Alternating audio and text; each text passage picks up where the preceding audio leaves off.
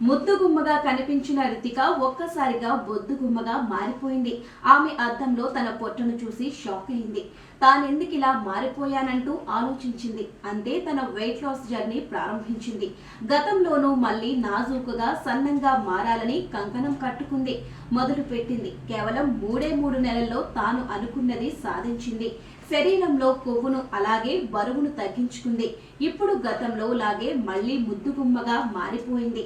ఇలా తన weight loss జర్నీతో అందరిలోనూ స్ఫూర్తి నింపిన ఈ హీరోయిన్ ఎవరో కాదు, వెంకటేష్ హీరోగా తెరకెక్కిన గురు సినిమాలో కథానాయికగా నటించిన రితికా సింగ్. రితిక 2016లో చిత్ర పరిశ్రమలోకి అడుగుపెట్టింది. తెలుగు, తమిళ్, హిందీ, మలయాళ సినిమాల్లో నటించింది. తెలుగులో గురు సినిమాతో మంచి గుర్తింపు తెచ్చుకుంది. గత సంవత్సరం విడుదలైన రజనీకాంత్ వెట్టయన్ సినిమాలో రితిక ఓ కీలక పాత్రలో కనిపించింది. ఈ సినిమా కూడా సూపర్ హిట్ అయింది. ఆ తరువాత రితిక కొంత విరామం తీసుకుంది.